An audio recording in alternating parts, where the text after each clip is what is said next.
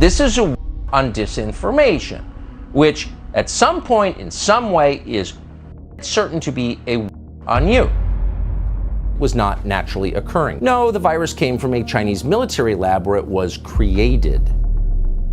So how would you define the Biden administration? Well, really the hallmark has been an almost otherworldly disconnection from the actual affairs of the United States. If it's really happening in this country, the Biden administration will pretend it's not. In fact, White House officials seem to have no idea what's going on in our country and no interest in learning about it. The week a train derailment in an entire town in Ohio, the transportation secretary, the man in charge of preventing train derailments, held a press conference attacking white construction workers because they're the problem. It's 1952. Our 80-year-old president, meanwhile, 80 years old, he seems convinced it's 1915 and we're all living in rural Alabama, burning crosses in the front yards of terrified sharecroppers to amuse ourselves. We don't have TV. Biden gave a speech the other day in 2023 to denounce as if is still happening in the United States. It all seems a little delusional. So it was with genuine relief that we saw today one of Biden's top cabinet officials, Janet Yellen, who runs the Treasury Department, sign off her Twitter account, finally leave Washington and meet with actual flesh and blood human beings who are suffering. And not only did she meet with them to prove her sincerity, Janet Yellen brought with her a check for $1 billion. And we'll admit, partisanship aside, we were happy to see that. Finally, someone in the Biden administration who actually cares, who's getting on an airplane to show concern. That's the good news. The bad news is Janet Yellen was not in East Palestine. She was in Ukraine.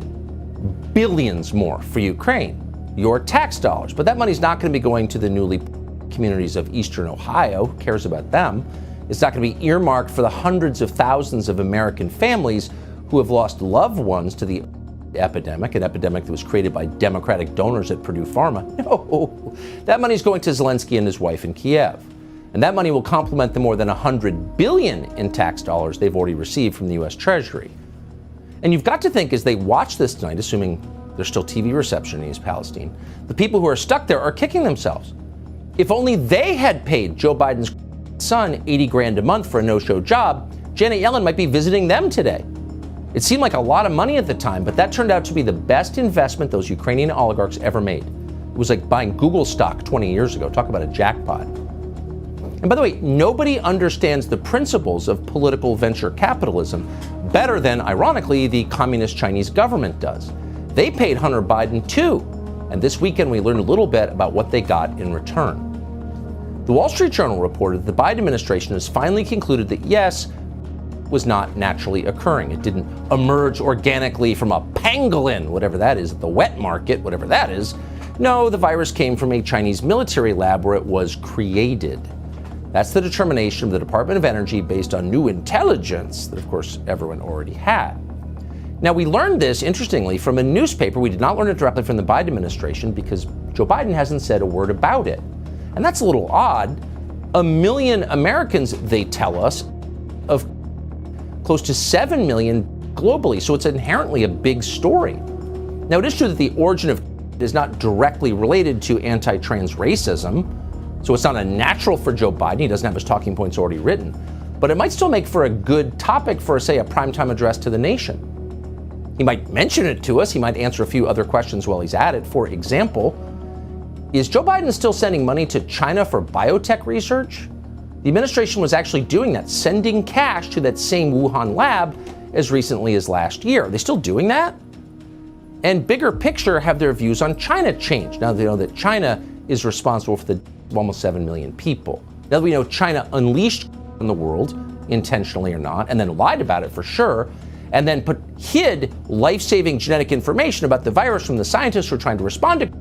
Now we know all of that. Does Joe Biden still consider Vladimir Putin, he's so bad, the greatest threat to world peace and stability? It does seem like this story could overturn some of our previous assumptions. Well, Joe Biden's National Security Advisor, Jake Sullivan, went on CNN yesterday to answer precisely none of these questions. Instead, he told us, we're still not sure where it came from. We just can't say for sure where it came from. There's no consensus. We're still debating it. Well, there's never a consensus in Washington about anything, particularly not with the intel agencies. They're lying. We know perfectly well where it came from. We've known this for years. In fact, one of the very first things we knew about was that it was an engineered virus that escaped somehow, intentionally or not, from a Chinese military biolab in Wuhan. It was in early March of 2020, 3 full years ago, at the very beginning, that we did a long open on this show about the Chinese research paper whose authors later disappeared. Now, these Chinese scientific researchers scolded the Chinese government for the lax safety standards that they said allowed to escape and infect the world. This was 3 years ago. Watch this. In fact, the outbreak may have begun not in a public meat market, but in a poorly run Chinese laboratory. Now, that's not our theory. Anyone who raises that theory on American television is attacked as a conspiracy monger. But this is a theory from a now censored Chinese paper. A draft paper posted in mid-February, scientists at the South China University of Technology suggested that the virus outbreak began at the Wuhan Center for Disease Control, where an animal may have infected a researcher who then spread the disease outside the facility. The paper is explicit about this. We're going to quote it. The probably originated from a laboratory in Wuhan, end quote. So it's not like we did a lot of hard-hitting reporting with our Chinese-speaking staff. That paper was in English on the internet, and anyone who was interested could have found it. We were just interested. That's why we found it. And then we found someone who was there. We found a Chinese physician, a scientific researcher who worked for the Chinese government, who was in and around Wuhan when emerged from that lab. Her name is Li Mingyan, and we did a bunch of interviews with her. Here's one. This virus actually is not from nature. This is created in the lab. This is from that template owned by China military. So there was a physician who worked for the Chinese military who was in Wuhan telling us in September of 2020 that the Chinese government did this intentionally to wreck the West, to people and destroy the economies of its rivals here in the West. Now, if you're a middle-class Christian American, it's hard to imagine that level of malice existing anywhere in the world. You just would never consider doing something like that. But with the Chinese, are they serious enough? Probably. But instead of following up on that, people attacked the woman you just saw, really attacked her, and then attacked us for giving her airtime. Pants on fire, you're lying, said the quote fact checkers. But she wasn't lying. And Tony Fauci and many others in the US government knew that she wasn't lying. In fact, they knew the truth about where it came from, long before the rest of us had even heard the term. In mid-November of 2019, a friendly Asian government, we have learned, sent a cable to American officials warning that there was evidence or something strange going on in Wuhan, and it looked like a dangerous leak from a biolab. They knew that. The origins of were never a secret. The real story, the great outrage of this story, is that the people who knew or should have known the truth lied about the truth. Why? To hide the Chinese government's role in mass the killing of almost 7 million people and the destruction of the American economy. By the way, again, just for perspective, the one thing that should never be partisan is immigration policy, because immigration policy is the one policy that's irreparable. It changes your country forever. So you should have a broad consensus about what you want your country to become before you tamper with the formula. But someone like Joe Biden, who is only partisan, that's it, doesn't care. By the way, what happened after Biden transported all these people around the country, hundreds and hundreds of thousands? Well, in one community in Florida, a community that can, quote, afford more illegal migrants, a 24-year-old Honduran man ended up a father in his own home. That was in Jacksonville. So that didn't get a ton of attention, but apparently people on Martha's Vineyard were watching. They don't want that. And that's why the minute Biden's voters have to deal with Venezuelans seeking the American dream, they call in the National Guard to ship them to military installations. As Florida's governor said yesterday, this really does have to end. And all those people in D.C. and New York were beating their chests when Trump was president, saying they were so proud to be sanctuary jurisdictions, saying how bad it was to have a secure border. The minute even a small fraction of what those border towns deal with every day is brought to their front door, they all of a sudden go berserk and they're so upset that this is happening. If you have folks that are inclined to think Florida is a good place, our message to them is we are not a sanctuary state, and it's better to be able to go to a sanctuary jurisdiction. And yes, we will help facilitate that transport for you to be able to go to greener pastures. Yeah, greener pastures. Aspen next. And by the way, every Ivy League college, all 7 of them, and then maybe you hit Wesleyan and Bowdoin and Stanford, the places that support above all other institutions in this country that support illegal immigration, that have more funding per capita than any other institution in the United States. They're the richest places in America, our college campuses, liberal arts college, elite liberal arts colleges. How many migrants and refugees?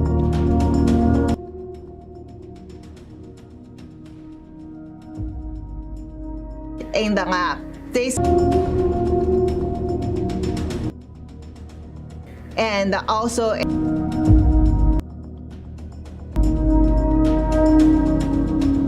who was in Wuhan telling us in September of 2020 that the Chinese government did this intentionally to wreck the West.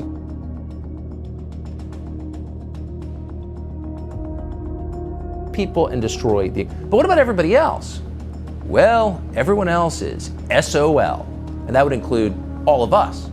Over the past 11 months, American authorities have encountered more than 2 million illegals along the southern border. That's the highest number ever recorded by the U.S. government. At least another 1 million were allowed into this country as so-called economic migrants, meaning they want better jobs, because who doesn't want a better job? Hundreds, thousands more, we don't know the number, but clearly hundreds of thousands just sneaked in. That's according to the official data. Now, how many of those are headed to military bases for deportation? In how many cases did the U.S. military arrive to solve what is so clearly a disaster? 0, because it wasn't Martha's Vineyard. So when people on Martha's Vineyard think of illegal immigration, they really think groundskeepers and waiters and people who work at the back end of the kitchen, people who clean up or prepare the food. That's what illegal immigration is to them. They're not really thinking, none of us are really thinking that people might be showing up from Pakistan. Really, Pakistan? They didn't walk. And by the way, isn't Pakistan the place where is just called for to enter the United States and Americans? Why are these guys walking along a road in Texas? Now, during their interview with the police, both of the men you just saw admitted they were here illegally. They said they each paid thousands of dollars to be smuggled into the United States. This is very common now. It's not the immigration you remember. Who are these people? Do they mean us harm? It's not simply a matter of competing for jobs with American citizens. It's potentially a grave threat. And a lot of people like this are coming across the border right now. So we're just getting word right now that the White House, many White House officials are telling, quote, journalists that they are very annoyed by Bill Melugин's reporting. It's, quote, alarmist. In other words, unlike reporters at the Washington Post and the New York Times, Bill Melugin doesn't think that he works for Joe Biden.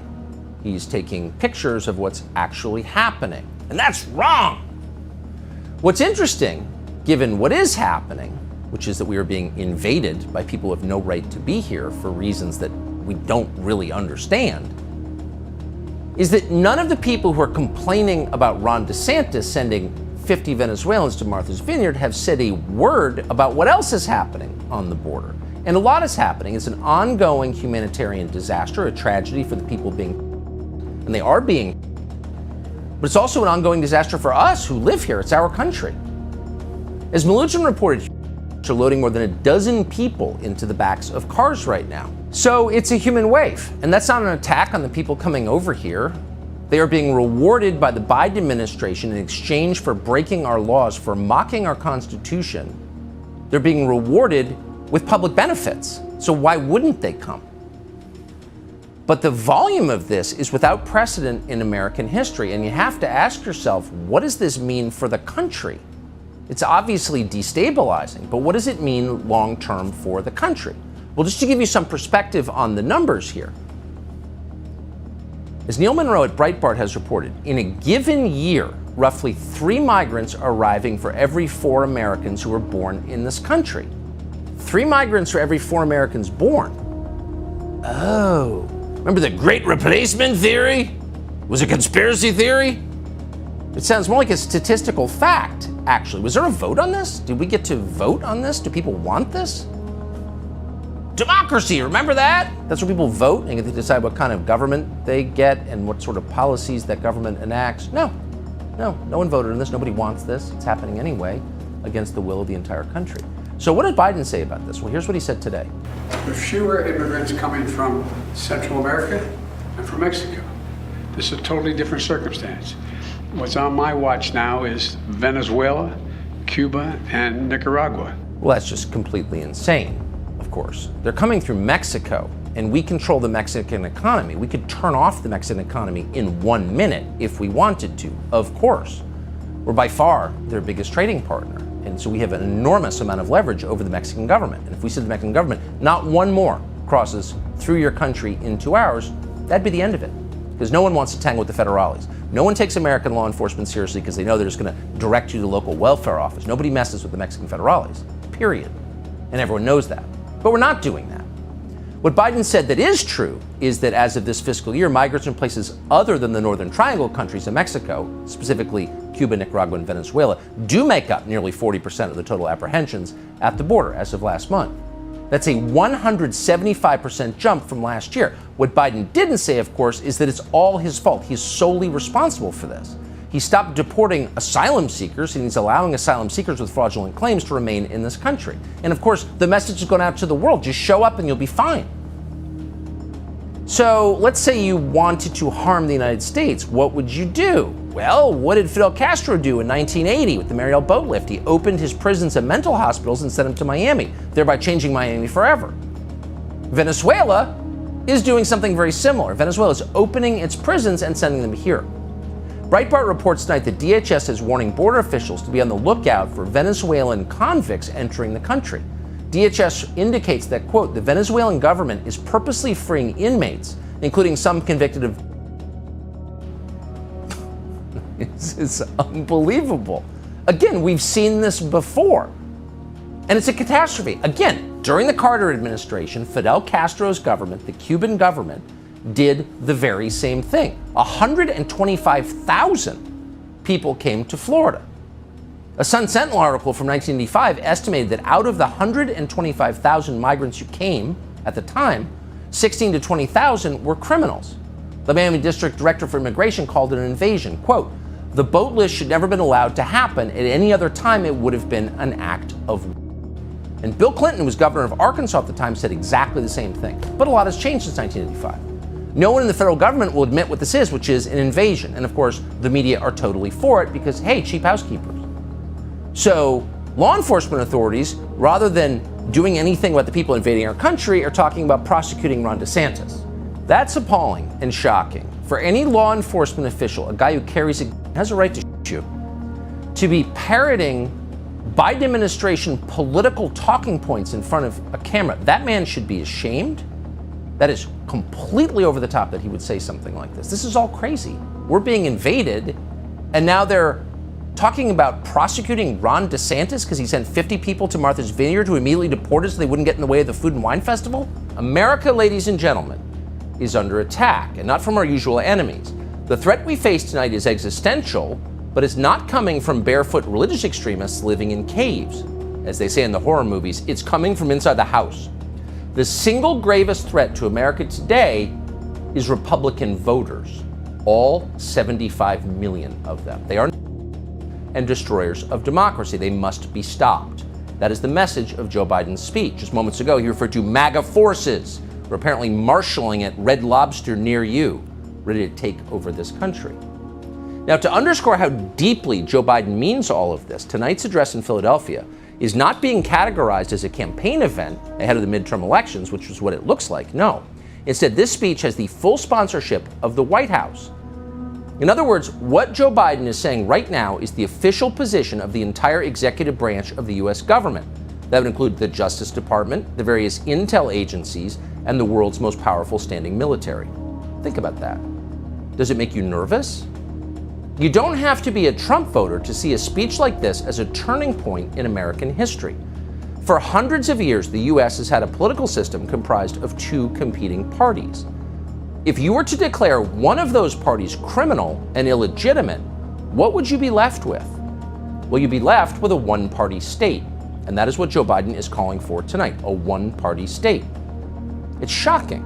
You may have trouble believing it's even happening, and yet it is, live on television right now. And yet, and here's what we're here to tell you, believe it or not, there is an upside to this catastrophe. Even as you watch your beloved country take a turn you never imagined possible, there is reason for hope. American liberals may have obvious dictatorial ambitions. There's no question they do. Only would-be dictators fear free speech and an armed population. But just because liberals long for a one-party state doesn't mean they're going to get one. They won't. In the end, they don't have the skills to pull that off.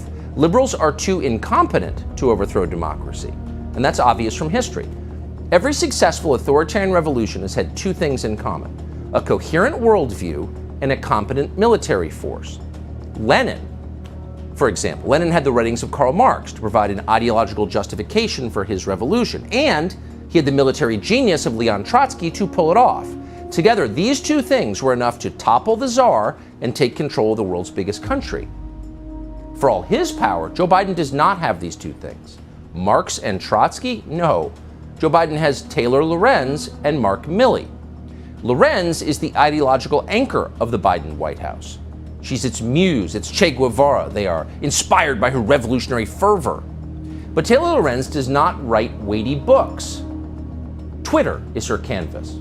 And having surveyed her oeuvre, we can tell you that Lorenz's main idea appears to be that anyone who doesn't wear an N95 mask in the shower is a racist. That's the sum total of her ideology. Now, there are probably several dozen people in Cambridge who agree with that, but it is hardly the basis of a popular movement. It's not Marxism, it's whining.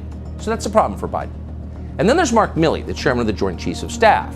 Milley is Joe Biden's Leon Trotsky, but without the brilliance or the cool mustache. Mark Milley is he couldn't even manage to successfully withdraw forces from a country that wanted them to leave. Mark Milley's only victories take place at lunch. Pizza is afraid of him. No one else is. So these are the people who are trying to bring us a one-party state. For the next several minutes, we'd like to show you the face of Joe Biden's revolution. It is heartening. The next time you feel afraid for the future of this country, the next time you think, these people actually want to hurt me, because obviously they do, remember who we're talking about here, and you'll feel better. Now, we're going to start tonight with Joe Biden's Minister of Information, a person called Karine Jean-Pierre. Karine Jean-Pierre may be the most self-discrediting spokesman in the history of revolutionary politics. She makes Baghdad Bob from the Saddam years look dignified. She's literally beyond belief. There is nothing in the world worse than finding out that your deepest fears are justified. That's the nightmare scenario, learning there really is a zombie in the closet.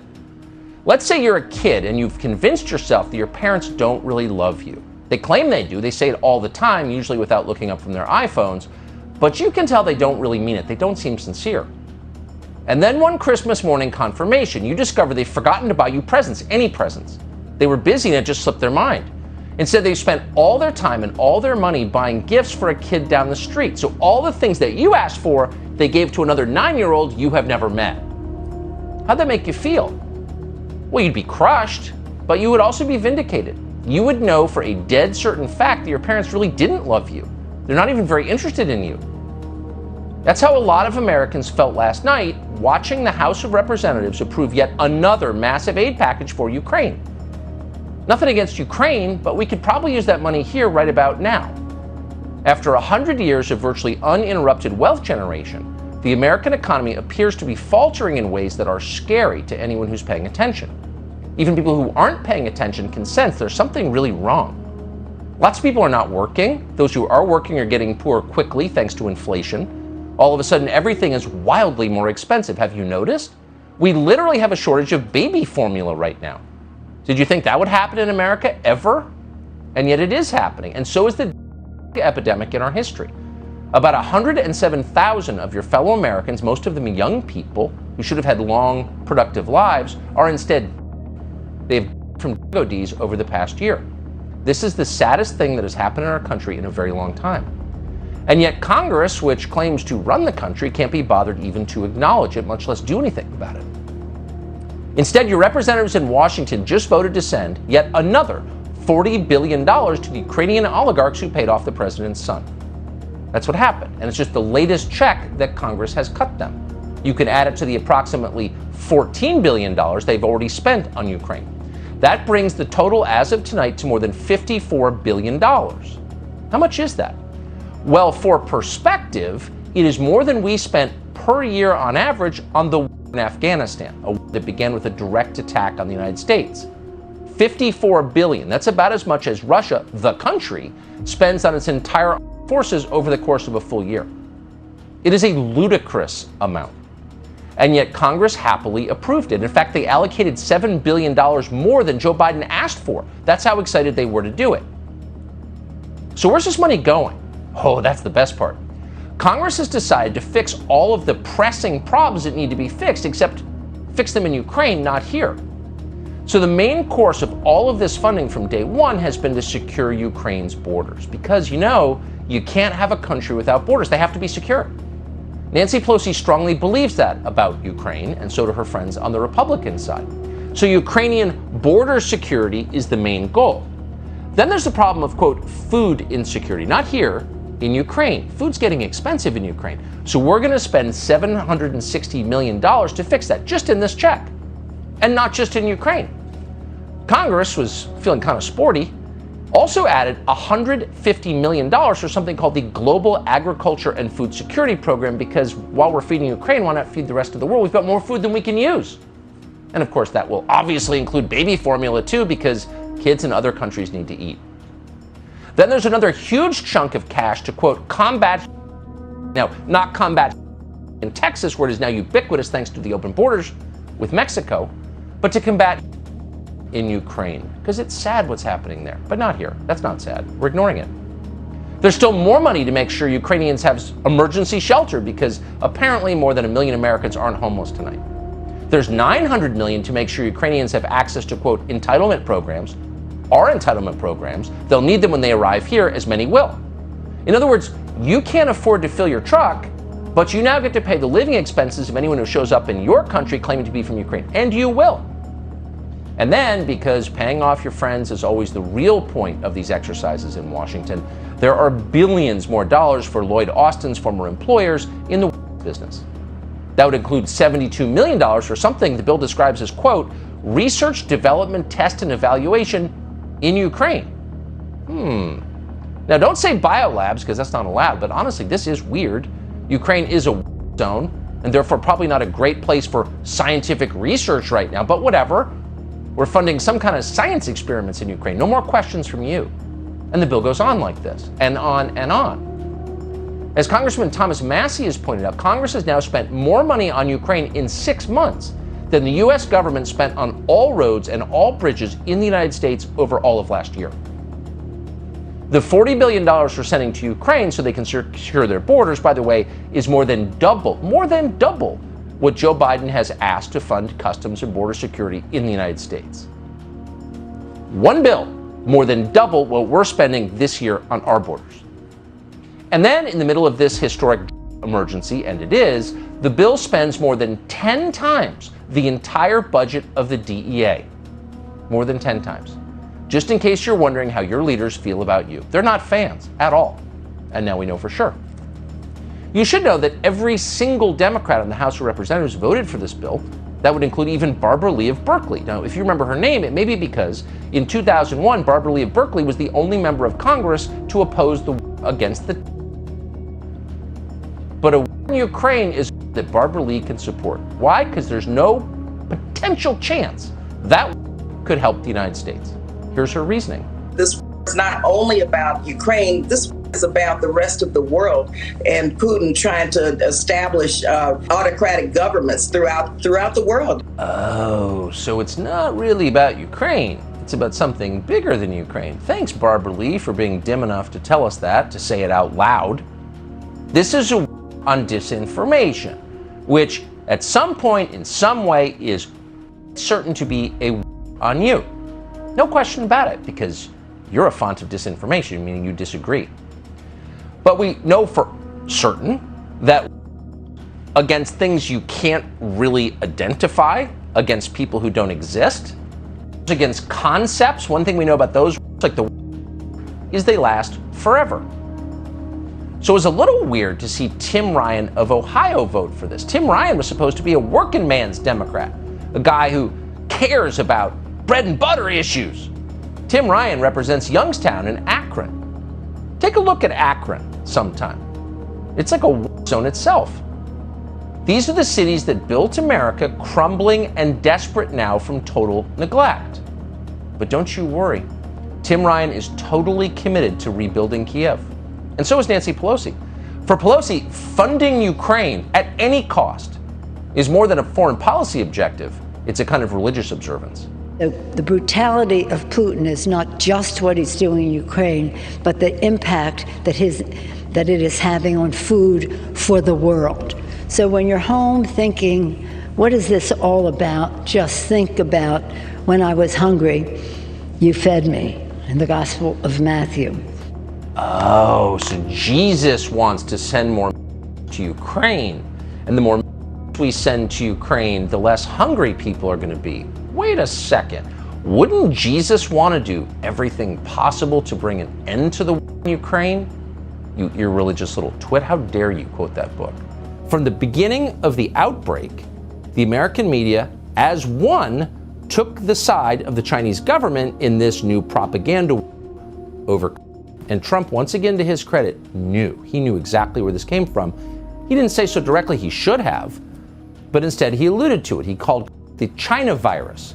And when he did that, he was over the target, so the Chinese government attacked him. They've learned a thing or two from watching American politics as a, quote, racist.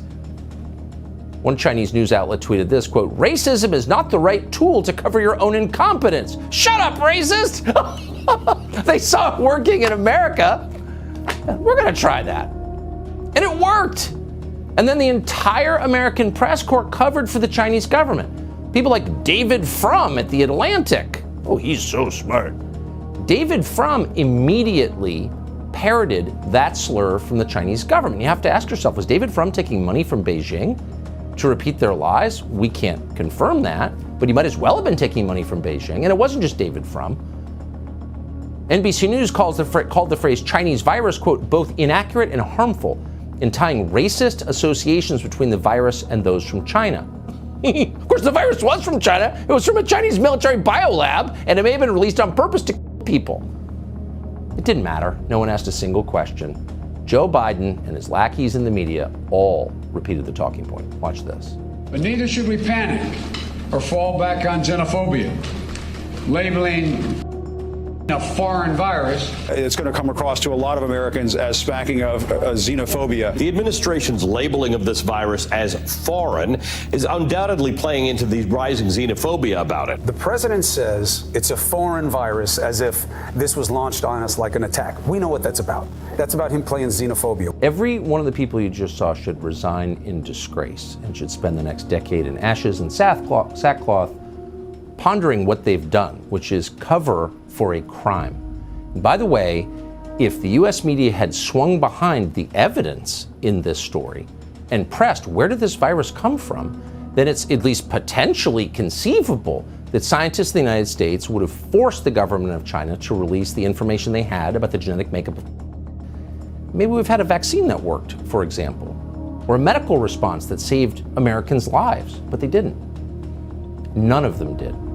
The New York Times' top global health reporter, a person called Apurva Mandavili, wrote, quote, someday we will stop talking about the lab leak theory and maybe even admit its racist roots. But alas, that day is not today. Where is the Oberlin Sociology Department New York Times pipeline? Like, when did that start? Why are they hiring the dumbest and most reflexive people who take their opinions wholesale from the hive of Twitter? There were a few people who are not deterred by racist, shut up. They said what was clearly true, and for their trouble, they were denounced as crazed science deniers. Science deniers, okay.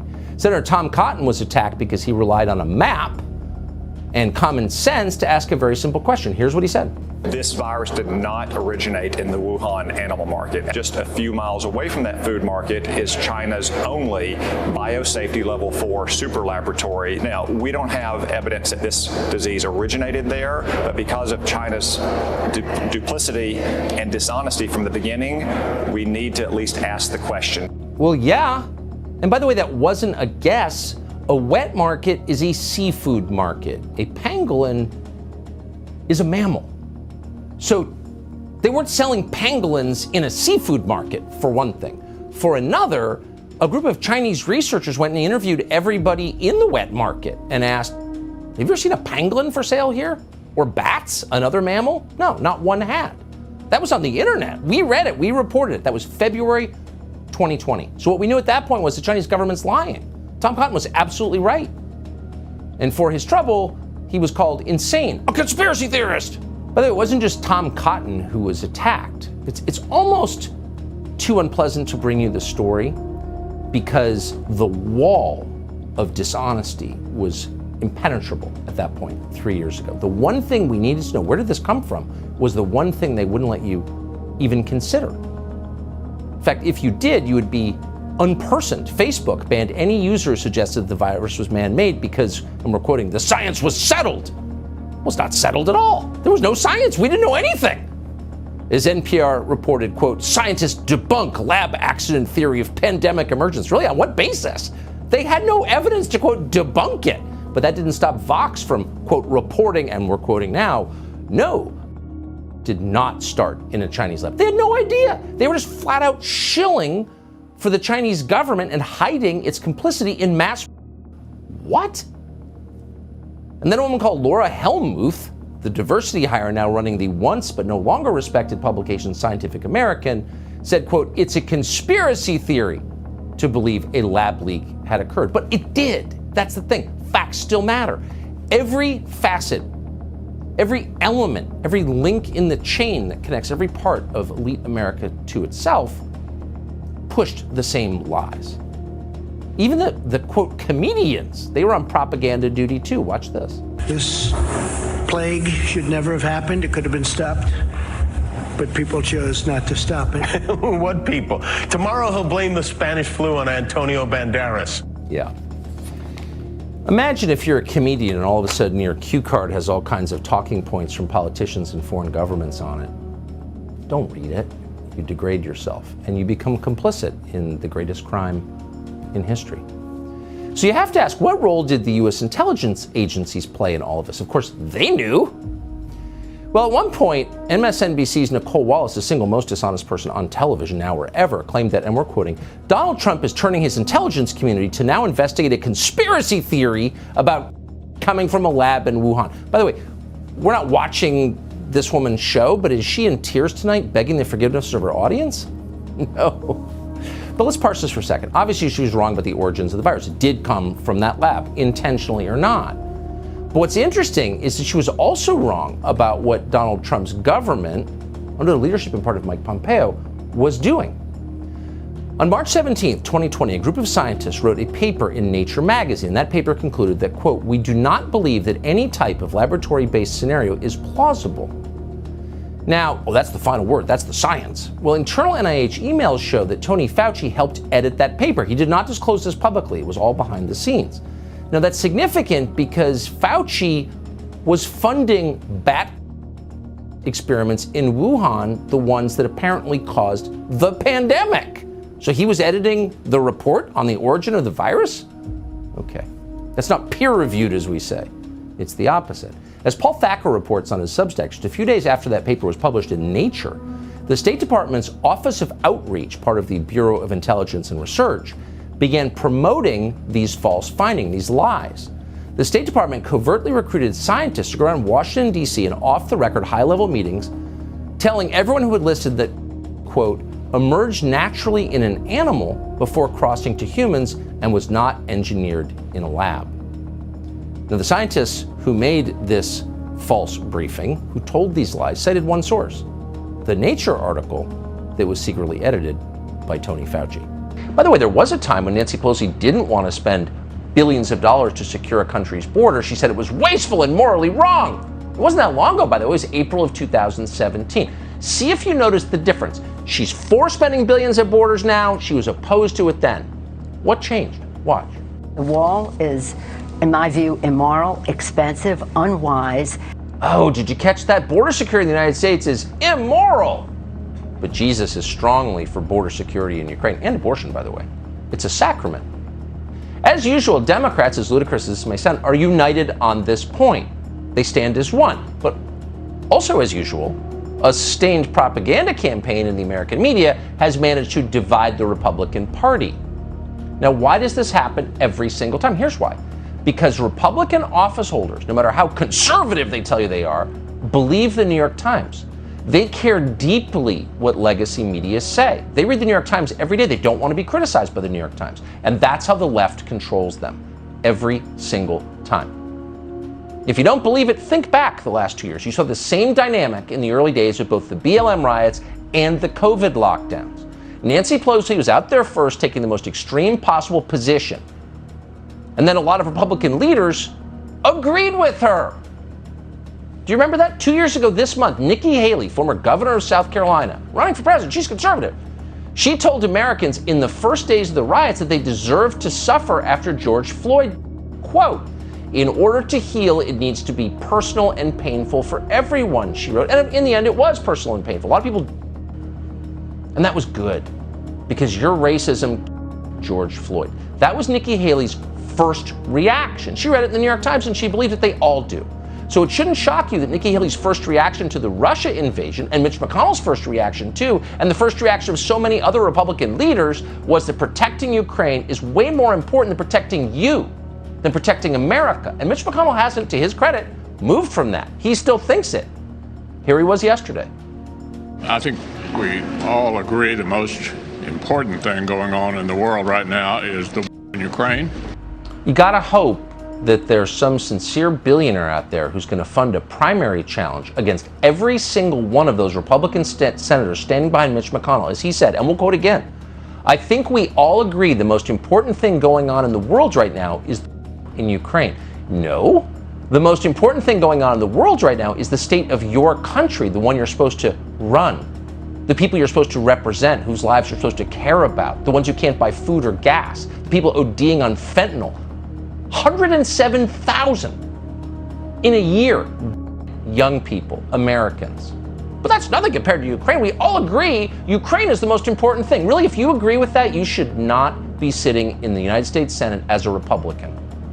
And yet that's their position. Of course, it's Lindsey Graham's position, just to give you yet another example. That if Putin's still standing after all this, then the world's going to be a very dark place. China's going to get the wrong signal, and we'll have a mess on our hands in Europe for decades to come. So let's take out Putin by helping Ukraine. Let's take out Putin. It's weird to see a guy live out his strange little fantasy life on TV live. Lindsey Graham won't come on this show. He's afraid. We could spend the next hour playing clips of Lindsey Graham going back 20 years making predictions that didn't come true and resulted only in the of American servicemen and the impoverishment of the United States. He's gotten it wrong every single time, and he's still out there. Let's just take out Putin. Really, what would happen then? The country has 6,000 nuclear. Would they be unsecured? You thought we had a mess on our hands when Saddam's arsenals fell into the hands of lunatics and extremists? What would happen to those 6,000 nuclear if we just take out Putin? They don't even think about it. They don't care. They're high on their own supply. Dan Crenshaw of Texas, for example, not a stupid guy, just announced that we're, quote, investing in the destruction of our adversary's military when we spend $40 billion on Ukraine. Investing in the destruction of our adversary's military. Since when did we declare on Russia? Did anybody vote for that? Our adversary's military? That's what you do in... Since when are we fighting Russia? Well, since Putin stole the election from Hillary Clinton. Glad to see that Dan Crenshaw has signed up for this new campaign. But you got to wonder at what cost, not just the peril, the real peril that this could escalate into something crushing for the West, but what immediate cost to the United States and our own ability to defend ourselves? All those people who love the military, do they ever ask that question? Right now, Joe Biden and the U.S. Congress have sent so much military aid to Ukraine that our country, the United States, is running out of According to Bloomberg, quote, Pentagon officials say that Kiev is blowing through a week's worth of deliveries of anti-tank munitions every day. It's also running short of usable aircraft as Russian and combat losses take their toll. Ammunition has become scarce in Mariupol and other areas in Ukraine. This is presenting Western countries with a stark choice between pouring more supplies into Ukraine or husbanding finite capabilities they may need for their own defense. That's the line. They may need for their own defense. It's a scary world, and if you blow it all on Ukraine with finite resources, which we have, sorry, where does that leave you? Undefended.